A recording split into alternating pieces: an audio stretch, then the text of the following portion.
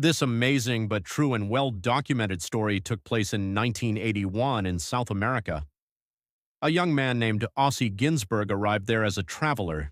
He had recently been discharged from the Israeli army and was hungry for adventure.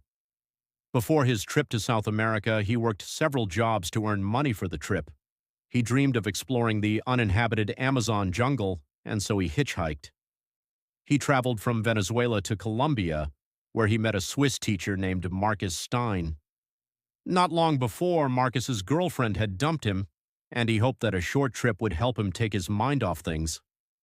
Together, the boys reached La Paz in Bolivia. In this city, the boys met one of Marcus's friends, Kevin Agiv. This guy was a photographer and an avid traveler. "Hi, Marcus." Yossi immediately began to admire this man's way of life and perceived him as an authority. Sometime later, while still in La Paz, one of the largest cities in Bolivia, three friends met a man who called himself a guide. "Carter, here I am, your guide." It was an Austrian named Karl Ruprecht. He said he would be happy to take travelers on an expedition through the poorly explored Amazon jungle in search of a little-known Indian village, so that travelers would have the opportunity to see firsthand the way of life of Indians who had little contact with modern civilization.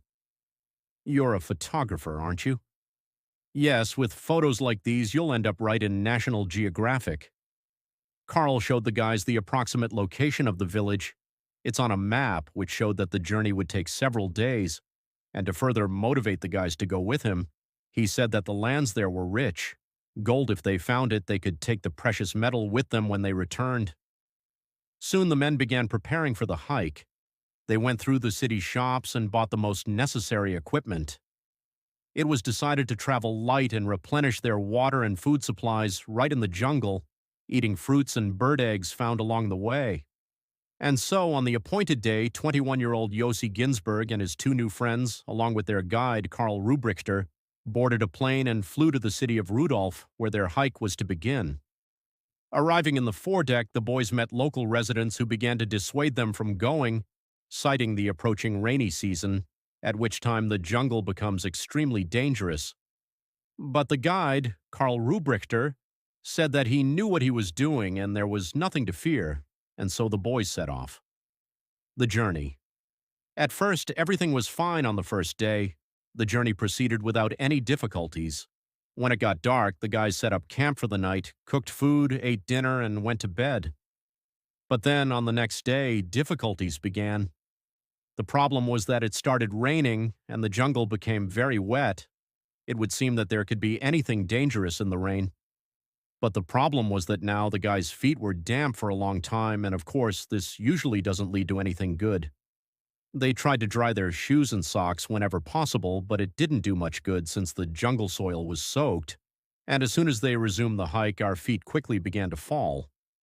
Guided by the map, the headings, the travelers occasionally stopped in various villages along the way. There, the guys replenished their food and medicine supplies and then set off again. When Carl ran out of food, he began to taste. However, hunting monkeys disgusted Marcus himself, and he couldn't bring himself to eat a single bite. Delicious. Marcus, delicious, I won't even say. This caused problems because, compared to his friends, due to poor nutrition, Marcus began to rapidly weaken, and the weakest person in the group slows everyone down. 5 days had passed since the start of the journey. Which Indian village are they going to? Which Carl promised to bring the guys.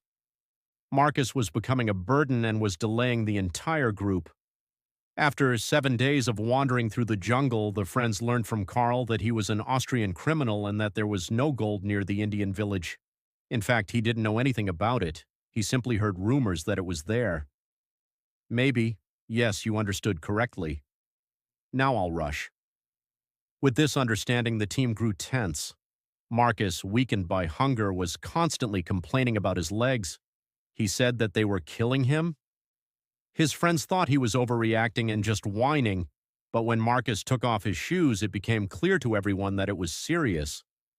After a week of squelching through the wet jungle, Marcus developed trench foot, open ulcers that were home to infection and fungus due to poor nutrition and prolonged standing. His body couldn't produce antibodies to fight infections. Marcus's foot problem irritated S.A. Ginsburg,